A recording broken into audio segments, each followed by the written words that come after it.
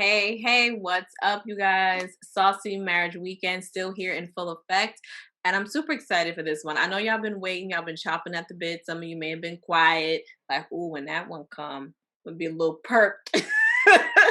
Because I am here with the Chanel Jolly. I'm super excited to have her. She has been on my podcast. She's out in these social media streets, giving the real. She's honest. She is inclusive. She is, raw about what it is that she's talking about.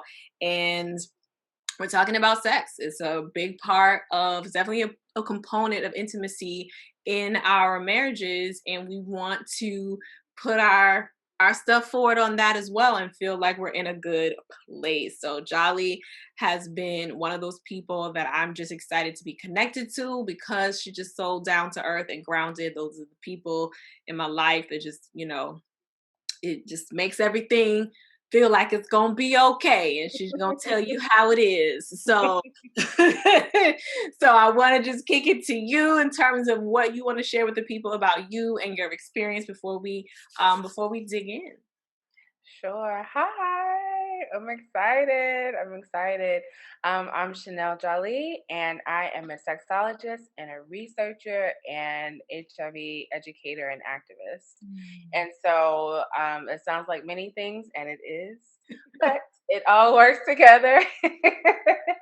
I started out as a researcher centering Black sexuality, figuring out how we learn about sex and sexuality, our attitudes and behaviors towards, as well as reproductive rights for Black women, the historical context of that. Then I went into education and then went into more HIV work where I do testing and education for clinicians, doctors, nurses, Mm. etc.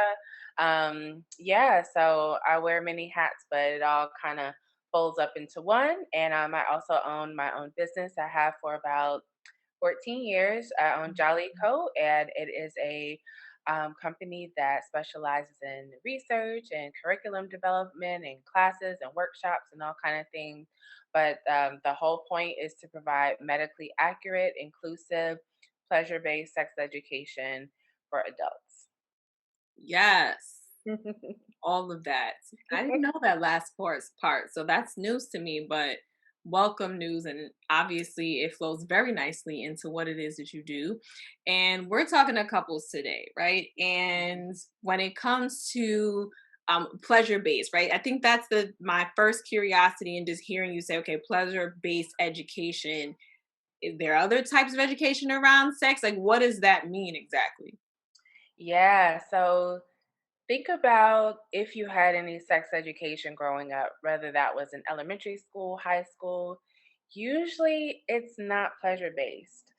You think about, you think about even you can even have pleasure based sex ed in elementary and high schools. Hear me out. Mm, A lot of times we don't want to hear the word pleasure in kids or right. children all together because it's like, oh, wait now, but the way you do that is you teach kids and you to celebrate their bodies. Yeah. You that is also pleasure based to love how they show up in the world.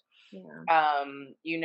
To call a thing basically. Yeah. Um to have proper names for body parts and because a lot of times we have used all of these other names as a way to like, well, we're not gonna really say what it is kind of thing. Right. And so by taking that back, it's just like, yes, this is my penis, this is my vulva, this is, Right. without it being shameful, without having to pause, without having to. So that's what I mean by, Celebration, right? yes, Celebrating your body. celebration. Yeah. And that also comes from modeling because, children are going to absorb all the things you do not and do want them to know, right? Because say a bad word. Who gonna say it 2 minutes later? Okay. Yeah. And then I'm just you get mad saying. and be like, "You mad." I know I know we're taking this place, but I think that's a really important place to start. I was with my cousins this weekend. They came here to see me, and we literally just had this conversation this morning of what you just said. One of my cousins had Mhm. worked in like a trauma place Mm. after like rape and things like that. And she was like, it was a huge issue when you wanted to go to court with a child and you're asking them what happened and there's like so and so touched my cookie and like, well, what's the cookie? And they were like, it's the cookie, that's what my parents told me, and they would lose the Exactly. case because it was not clear that they were talking about a vagina, they were talking about a penis. And so that's an important part. And when I think about sex education, I don't know if and this is going to date me, but I feel like I remember like a VCR thing, TV They being roll that thing played, in, they roll yeah. it in, and you're like, no, I could take a nap. But then you're in sex ed, so you're curious, and they put the thing in, and it's just like that picture. And I remember thinking, this looks like a horned, and like I just the textbook stuff and the Textbook stuff, textbook, not yeah. anything that addressed our hormones as teenagers or anything to that fact. Exactly, and a lot of times it's fear-based. A lot of people who I talk to say that, it was pictures of advanced STIs.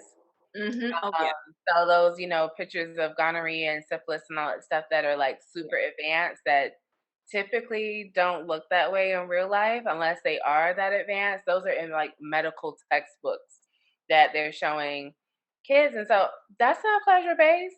And you're not going to scare teenagers. You're yeah. not going to stop them from being curious. You're not going to stop them from experimenting. You're not. So why not arm them properly and then give the foundation so that when you become an adult, you're not unlearning and you don't have to come see me to help you unlearn. Like my colleagues and I, we want to be put out of business. That would be great. Yeah, You because know, what that like would mean. yeah, we want to be able to work a whole lot less. We working a lot, okay? And so, which is fine. Yeah, And also, we want to see progress so that way we're having we're having more fun conversations than, unlearning conversations. So that's why I center pleasure-based sex education because, even as adults, even though we think like we know everything, we know how our body works, a lot of times we're waiting on somebody else to do it, find the spot. yeah, How they gonna find you have a whole body. All of your yeah. skin is your biggest pleasure organ. So Mhm. how you just don't focus on genitals. You don't just focus on the points that you think, Erogenous zone. are erogenous zones that Yeah, you just think are hot spots. I mean, back of the knees and behind the ears, like it's all kind of stuff you can find, honey. yes. And ask me how I know. Wait, we gotta go back for a second. We gotta go back. We're gonna get. I know y'all like, wait, don't pause the tape. We're gonna get into that, but you had hit something about the fact that as youngins, our curiosity was still peaked. We were still ready to explore and to try things. I remember being a very sexually curious child, right? Just Mhm.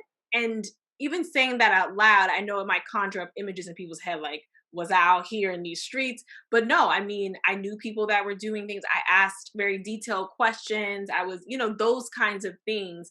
And especially being a female, a lot of that was like, oh, I'm supposed to be ashamed to be curious about pleasure, about sex, the fun part of that, what that looked like.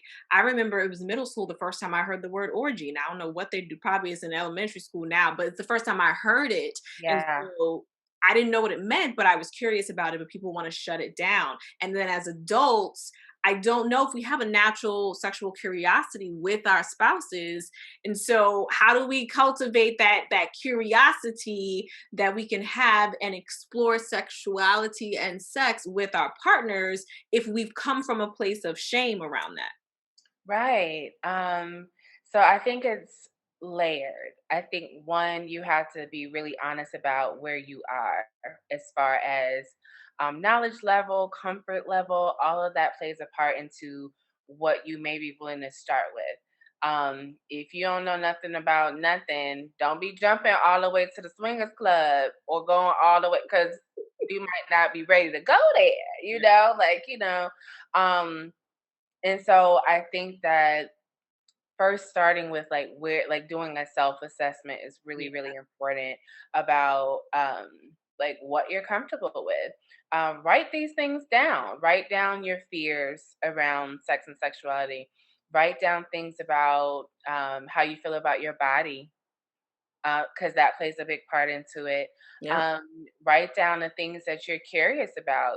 Like you heard this word or you saw this thing once, but I don't really know what it is. But I'm just curious about it. Doesn't mean you want to try it. Doesn't mean that you want to, start a whole new lifestyle or anything like that. Mhm.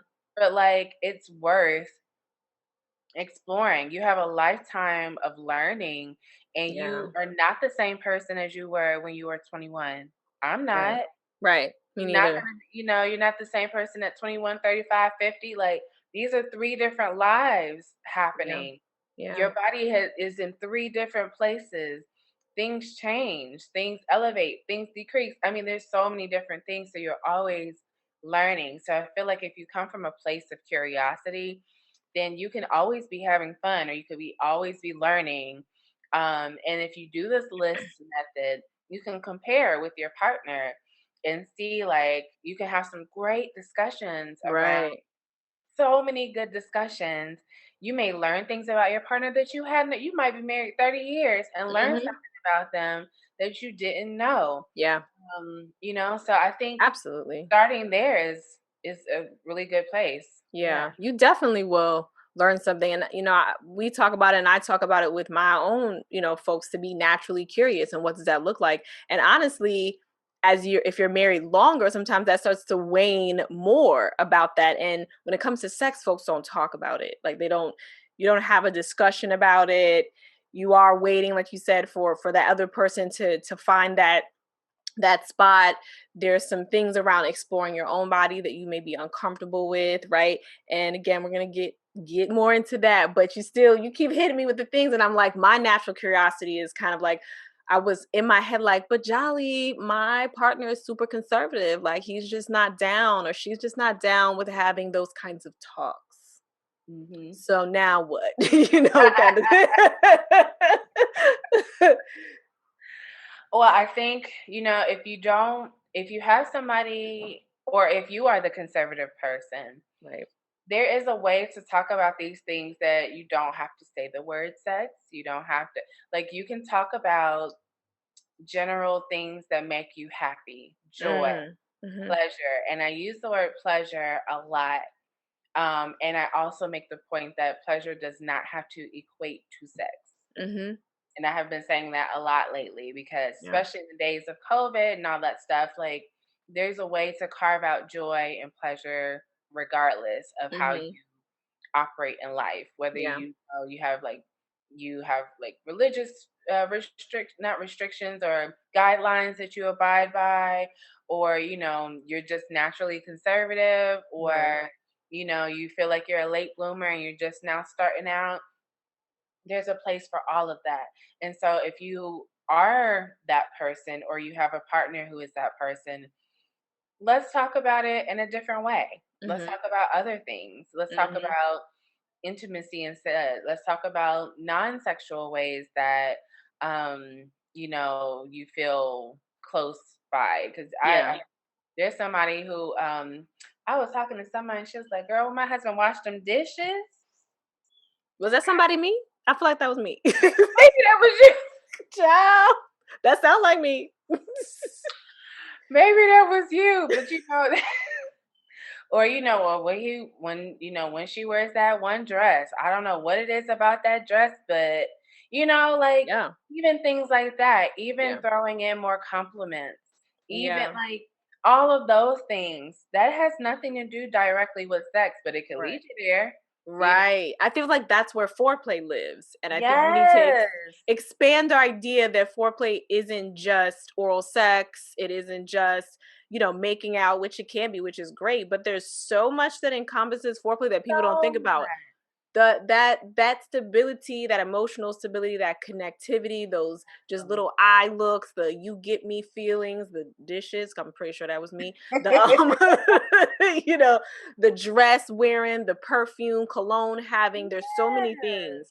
things. Even hand touching, or one of my things is light touch, like Oh, just like yeah. a light, like you said, skin is our largest organ, right? And Yeah. so we definitely have to expand our idea of what foreplay means in your relationship. Absolutely. Yeah. Absolutely. And you can you can literally always be living in a space of foreplay, like literally, Mm. literally, What? literally, Wait. Say it again. People. literally be always living in a space of foreplay. Mm. It can always be about to go down, like always, Wow. if you wanted to.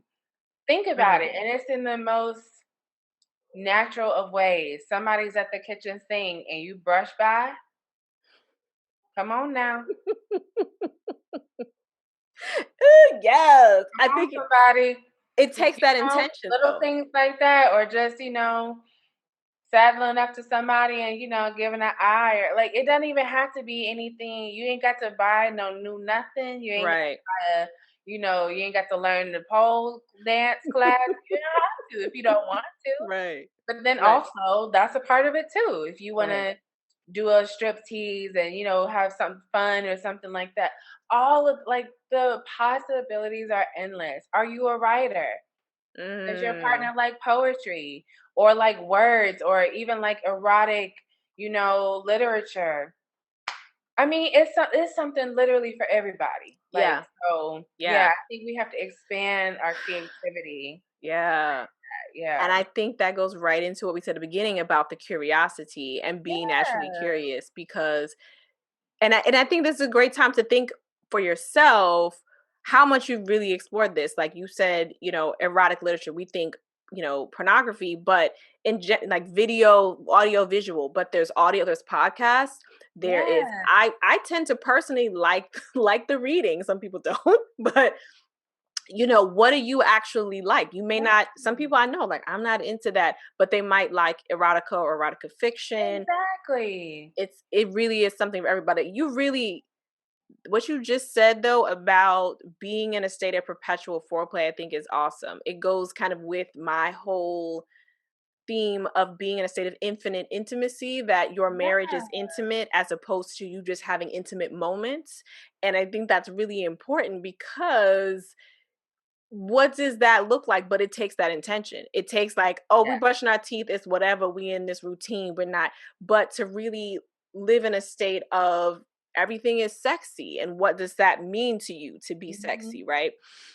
So how do you define sexy for yourself? But I know there's a lot of people that may not feel sexy. And I know you probably encounter people, male and female, for whatever reason, low libido or body stuff, that are not feeling it physically them for themselves, and that's affecting their sex life.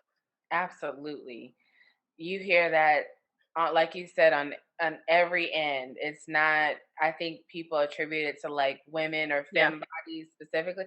No, Yeah. it's everybody. Hmm. Because we have to think about the messaging around what attractiveness is, Hmm. the way we as a society look at attractiveness, and a lot of times we compare ourselves against these impossible standards. A lot of times these are like celebrities or models, or people who have access Yeah. to a whole glam team Okay. and professional photographers with, I mean, like, Photoshop editor. Photoshop, like, come on, like, Yeah. I don't have that, you don't have that, and that's fine because Yeah. somebody is looking at you, okay? Yep. Like somebody is with you and they see, like, what they see is sexy. Yeah. And I think we have to get over all of that stuff. And even Yeah. if that's like detoxing from social media, unfollowing accounts that make you feel away, Right. all of that is really important because, especially in this age of technology where we just have access to so many images and just scrolling through Instagram, everything is perfect, right? And Mhm. so, like, but it's not. We Mhm. know life is real life. Right. So these people do not wake up like that, all perched, honey. Please, No. you And they'll know, have the hashtag woke up like this, right? But they right? don't. And we're all grown, we all know the real. I think I can say, over a decade plus, and those of you listening too, this is again your reflective moment of, I know that my body has changed significantly throughout the years, and my husband's as well, and we talk about it, right? We share about how our bodies have changed. And a lot of times when we're dealing with insecurity, Mm. in marriage where we want to feel secure, then we don't always talk about and share our insecurities. And usually like, oh, my spouse feels this way about this, but they're not sharing it with you, so you don't say anything, and it becomes this quiet Right. thing, but it's affecting your sex life. It's affecting your intimacy and your connection. So for me, being able to share with him, like, look, after these kids, this is what this looked like, this what this happened, even before kids, because I was eating this and I enjoyed this food a lot, this happened. Or even when, it went down because I was doing more active things and I had changed my diet, and the ebb and flow that we're able to talk about that, and we're able to express love for each other. But also, I'm able to look at myself in the mirror and express love for myself and get to know my body, Mhm. and not just sexually, because I know we'll get to that. I know some people are exploring uncomfortable with that, but just where the stretch marks are, where this scar is, and what the thighs looking like over here on the on this side. And in the winter I'm gonna need a little bit more lotion on my heels, like, Mhm. this is real. This is real. And so I look at Yeah. my body and get to know my body by itself in different stages of my life. Yes. So that. That's so important. It's so important. And I think that you brought up a good point. Like, you have to also give that grace to yourself, Yeah. not just your partner, because they can hype you up all day, and that's good. Yeah. And also, if you are not believing it, or you can't hear it or receive that, then you're still at a deficit. Right. So you want to be sure to, like, appreciate where you are. Thank your body. Thank Mhm. you. Mm. Thank you for, housing my babies, or thank you for getting me through COVID. Like, Mhm. apply it to real life. Or, Mhm. last week was really tough. Thank you for, just keeping me upright, Mhm. or even if you have an illness, or something happening, thank you for fighting, you Mhm. know? So, like, you have to, like you said, thank your body, appreciate where you are right now. Mhm. Because even on your lowest days, you're still beautiful just as you show up. So Right. I think we all need that reminder from time to time, but Right. we definitely have to provide that still for ourselves as well. Yeah. Especially if we're gonna be in a perpetual state of foreplay. We're gonna need to Yeah. we're gonna need to make sure we do that and do things that make us feel good. One of the promises I made to myself, and I don't know if you have one to share, was that I was gonna, in this pandemic, that I was gonna get like dress. Like, I'm not gonna wear I'm not wearing the whole date night situation or date day or whatever, but I was going to go beyond yoga pants and sweats, and Yeah. still be comfortable, whatever Right. that meant, whatever that looked like, so that I can feel like I'm doing something. And that was just helpful. That was an aesthetic way and a physical way that was helpful for me, because I went through something fairly traumatic with my body last year, in the fall. So that was a reset for me, personally, after, getting pregnant, my body changing, having a miscarriage, my body changing again. So I think that's important. And my husband too, I'm not speaking for him, but what he has shared with me around feeling like I want to become I'm comfortable in my own skin, or just like getting rid of the stuff that doesn't fit him Mhm. and embracing the stuff that does fit him, right? We went through our closets Exactly. together. Yeah. And I mean, I think those are excellent, excellent ways. Like, it's about to be spring any day now. Go ahead and do that spring cleaning. You at home? Right? Do your do that spring cleaning. And like you said, if it doesn't fit, like, don't. I think a lot of times, and I'm even guilty of this. I've done this where I'm like, oh well, I'm gonna save this because maybe you already know I'm going, Done right? it. Because maybe when I get and then I can Because fit in maybe it. Yeah. this, Yeah. sis, you're not 25 anymore, dear. Oh, right, you're right. It's been 12 years. Like, This thing's a little dusty now, like, Yeah. might wanna give that to my niece who actually is 21. Yeah. So, things like that, and being okay with releasing that, and being like, and feel what you need to feel through that as Yeah. well. Yeah. So Grace all and of permission. that plays a part into, appreciating yourself so that you can have that extra confidence that you need. Yes. So, yeah. And as far as the thing that I do, Mm. I allow myself, one of my favorite pastimes is daydreaming.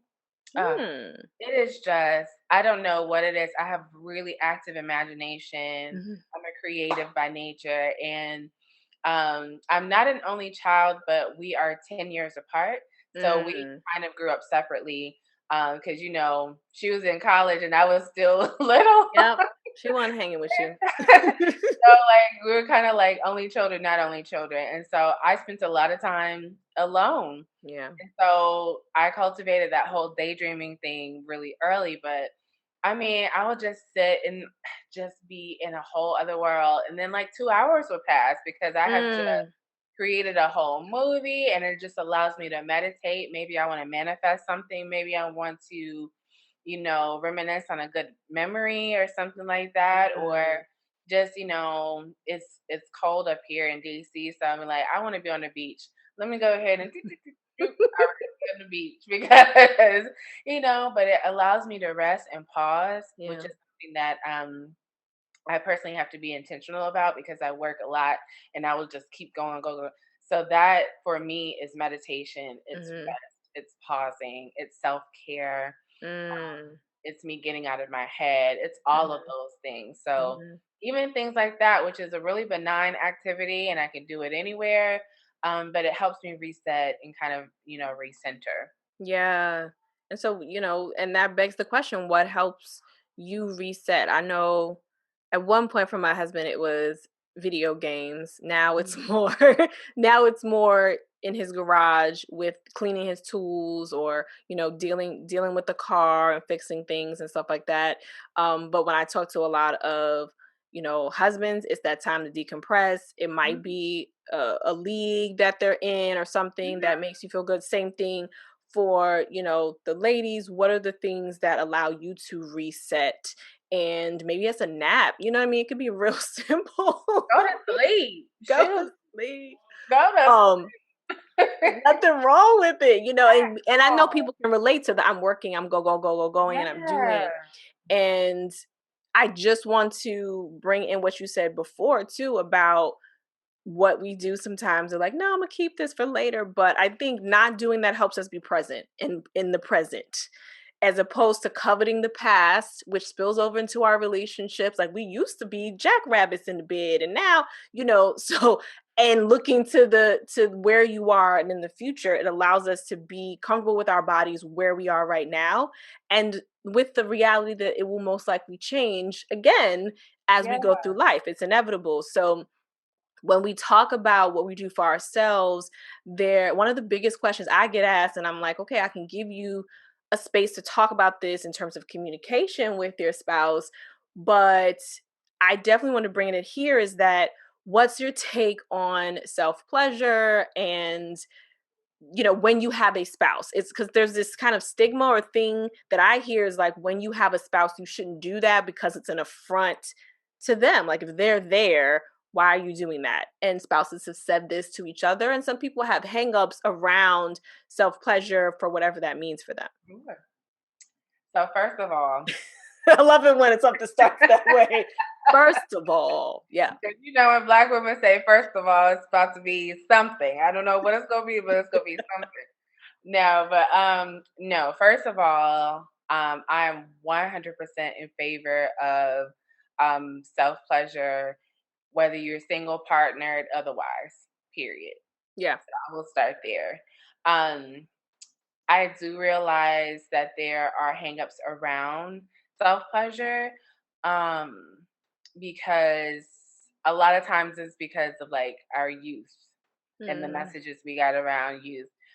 In the research that I've done, and I did research around Black women specifically, and so a lot of times, like if there was negative messaging around masturbation, it's because they were caught when they were younger, and instead of talking through it or, having a conversation or talking, whatever it is, it was yeah. like, what are you doing? That's not what you do. Hmm.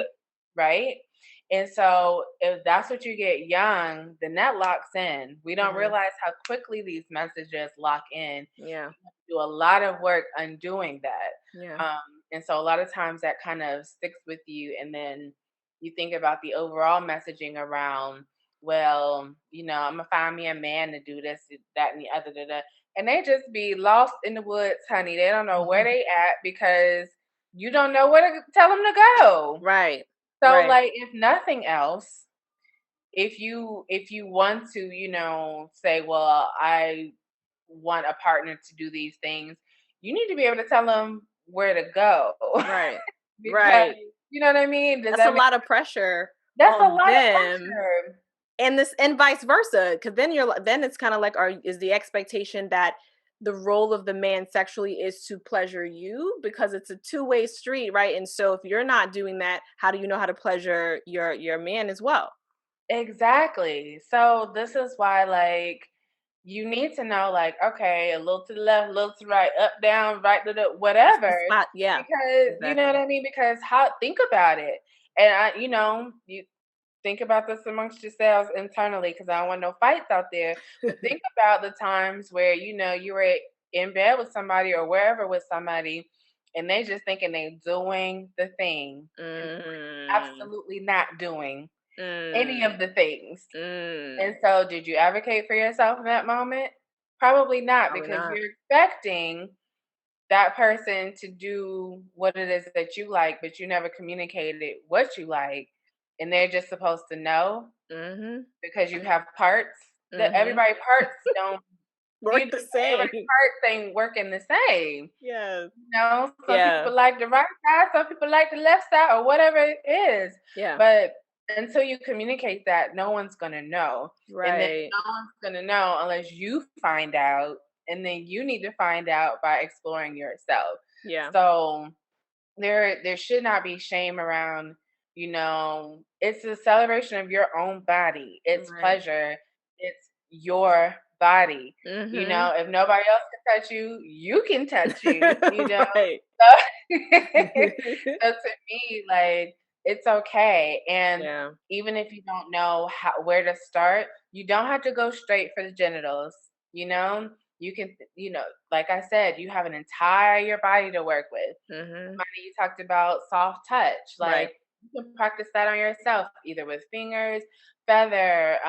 There are like little tools you can use. You can find, you know, Mhm. play with that. And Yeah. so you'll find out, oh, I don't like that. Maybe I Yeah. don't do that. Oh, this was interesting. Okay, let's explore that. Things like Mhm. that.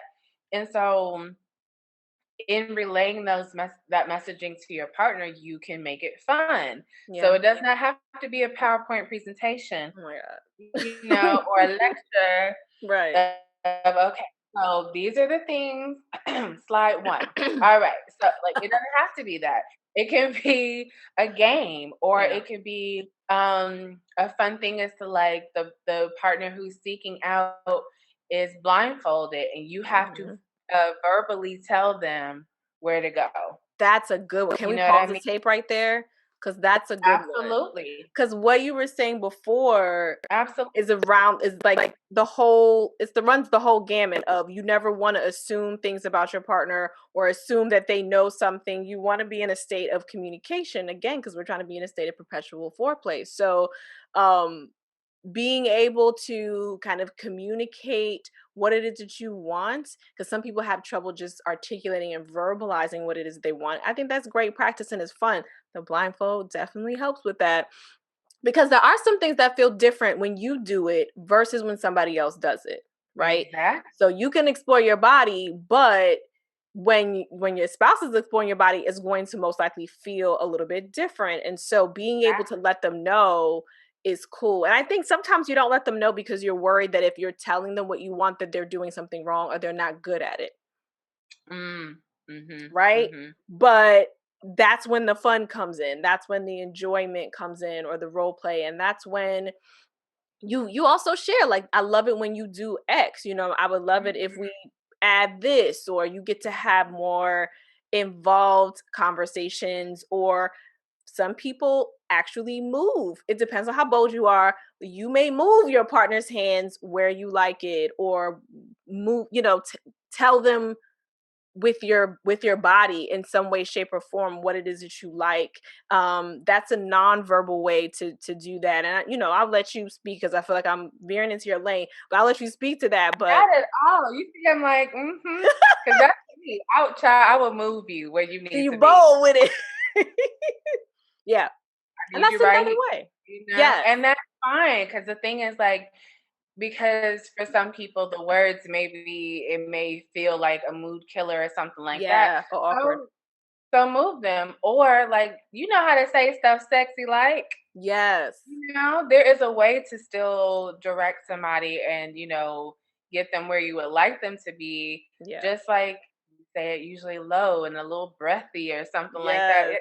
Y'all already That's know what how I to do thought all. about. But it's funny. I think you should also embrace the funny of it, because it could be Oh so, my it could gosh, be, yes. because sometimes like you could whisper something and then they'd be like, what? Because they didn't hear you. You're trying to be sexy. Huh? What? I know, What? like, oh Lord, yes, no, exactly. And That's instead of very it killing true. the mood, hopefully is you're embracing the fun of it and the comfortability you have. Because the idea is that Yeah, you get comfortable with this person, not just in life, not just in certain aspects of life, but in all the aspects of your life together, including sexually, right? So getting comfortable sexually with your spouse, no matter how long you've been together, it means that certain things can be said, certain things kind of roll off your shoulder instead of being like this heavy thing, like, oh man, now right. we killed the mood. Exactly. It's like, no, Yeah, you and I think, didn't. and another point is just to reframe your mentality around it. Yeah, Um, like you said, like, don't be so serious. You know, indeed. sex should be fun. It should be pleasurable. And Yeah, if everything is so serious, then where's you're gonna take the joy out of it a little bit, yeah, yeah. So you want to like keep it as light as possible, and there's just so many ways that you can refresh or Mm, learn something new. And I mean, yeah, we just have to be creative.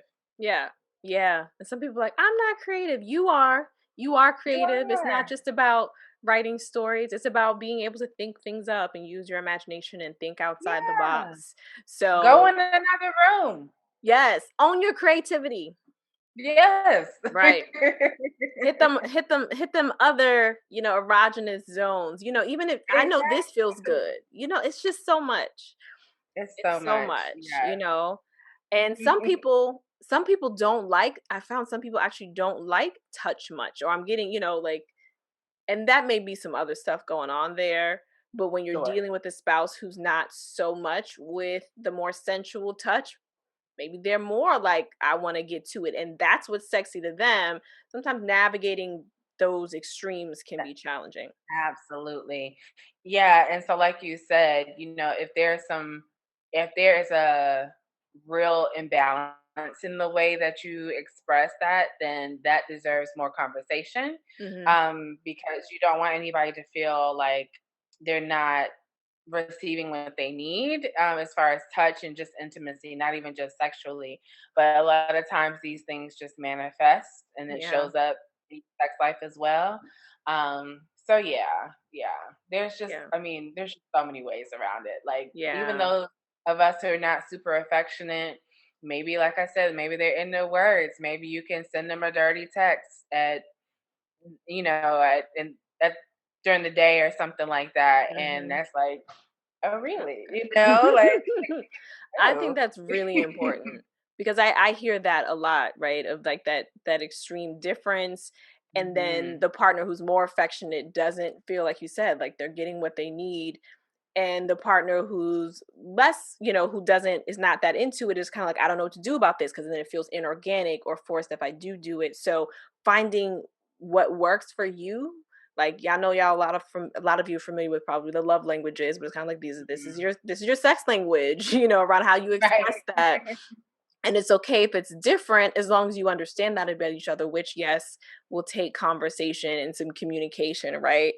And, as we're talking about those differences, I want to kind of cap our time together talking about where we are in the world right now, which is in an unprecedented situation called the pandemic, right? So this how have you seen how have you seen this pandemic affect the relationships and sexual relationships in the home since everything is shifted, kids are home and all this stuff? I think more than anything, especially since we're like almost at a year mark, Mm, people are tired. mm, People are tired in every way that you can think that somebody can be tired. yeah. So Mm, I think more than anything, we have to give each other grace. This is all new for all of us. right. We're all, it's been a year for all of us. Like, this is not something that, oh, over there is just in Georgia or just in all of us. Hmm. And so I feel like COVID has, if there were issues, sometimes COVID, has brought pulled all that out, especially since all of these routines have been shaken up Yeah. and had time apart. People got into routines and like, I only see you for 5 hours a day. Yeah, I missed you. And now, yeah. Right. Now I see you 24 hours a day, or whatever it is. And so that makes a big difference.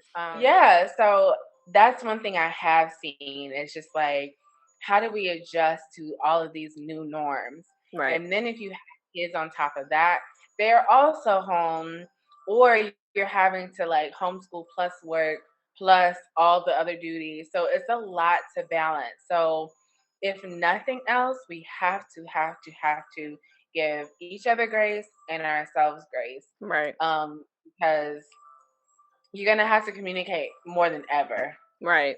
You're gonna have to communicate like that is just no way around that because Yeah. you know what I mean? Because Yes. like because it's just like now we have all this time together, everything is different. We cannot even operate outside of the home in the same way. So like even that has to be a discussion. Everything has to be talked about now. Right. And so it's just like how do you navigate all of those things and still, have all this sexual energy or have time for sexual energy and all that stuff. It's That. still possible. You know what I mean? Like Yeah. it's like Yeah. because you were already tired pre-pandemic. Like Right. it's a lot to navigate, and I realize that. But that's when your communication skills have to come in. That's when you really have to get creative.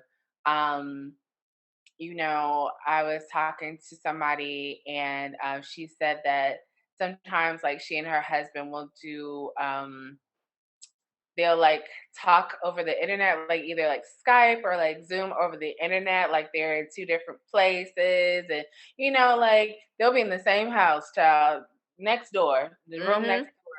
But like, even that'll make it different. Maybe you can, I don't know, like there's just so many things that you can still come up with Yeah. that will, kind of refresh things. You can act like you're on a first date with somebody and like I mean it's just there's just so many things you can do. You can have a picnic in your room, close the door, Mhm. lock it, Lock it. especially lock the door please because if something pop off, you don't want anybody You don't have to walking in. have that conversation with the kids or that visual for Right, them, now you you know. got some explaining to do Yeah. and you That's so so yeah. it's so true.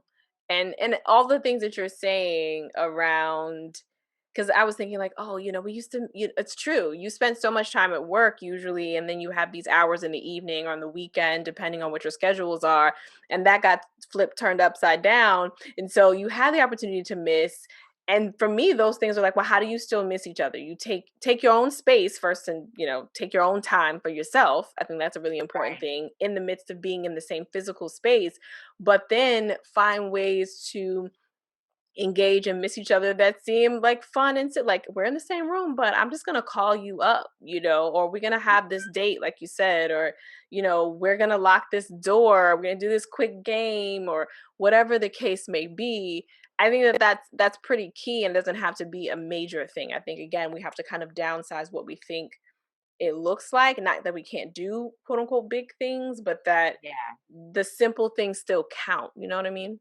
They still count. And even, I mean, if you feel safe, you can spend the night at a hotel. You can do a little staycation locally. Like you can go to whatever hotel is down the street, but you're not at home. Yeah. It's a different place, Yeah. and so you can act like you're on vacation 5,000 miles away, Mm-hmm. and it can just be something like that.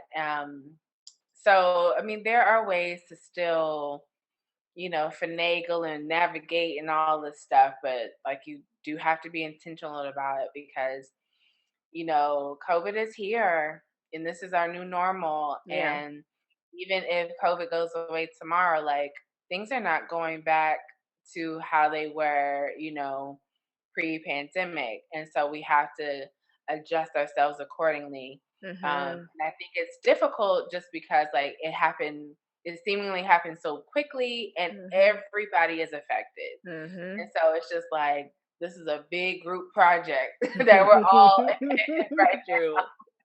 So yeah, you just have to take it a day at a time and Yeah. yeah, get those communication skills and creativity popping and yeah. Yes. Get the creativity popping. State Yeah. of perpetual foreplay. I just need you to wrap your head around that, Yes. all of you who are listening, for what that looks like for you in your marriage. I know I'm thinking about that in my own marriage because I framed it as infinite intimacy, but yeah, that foreplay is part of the intimacy, is part of everything, right? And so I love that. That's gonna stick with me, Jolly. It's gonna Yay, stick. I'm glad. Yeah. Yes, it is. Write those lists down. Like start out from the beginning and see where y'all are at. Do a self-assessment, compare, contrast, and see Yeah. what you can come up with from that. You'll be surprised. Mark Yes. my words. I love, mark my words, y'all. My These things, words. these things are gonna be in the playbook. Pull from this segment. So pull out the Saucy Marriage Weekend playbook in Jolly section. It's going to have these things. You're gonna have the opportunity to do some of this. We're definitely pulling from this. So, whoo, we talked about a lot. One of Yes. my in one of the best subjects. But I love that it all comes back to communication because that's my judge, and I'm gonna be talking about that soon, y'all, in my segment. But this one was just awesome. It was just good to really dive in a way that you don't see many people dive into this discussion or to this conversation, whether that's not verbal or non-verbal conversation, like the conversations with our bodies and pleasure and sex in our marriages. It doesn't have to be this foreign thing. It doesn't have to be this complicated thing, which so I love that you just brought it down to the simple things that make a big difference. Yeah. Yes. So I know you guys want to stay in contact. You want to hear what Jolly is talking about in these social media streets. You want to, stalk her in her digital home, her website. So Jolly, just share where people can stay connected with you. And no, I will have the links for you guys here above this segment as well. Sure. You can find me on IG, Instagram, and Twitter at Jali, and that's JAALI_CO. And I'm on Facebook as well at Jolly Co. And my website is www.jollyco.com. Bam. Make sure you stay in contact, stay in touch, be connected. I know I am, and I am never sad about that. So make sure you do that. Thank you for tuning into this segment. I will see you all later. I'm going to see you on the very saucy flip side of this weekend. Thank you, Jolly.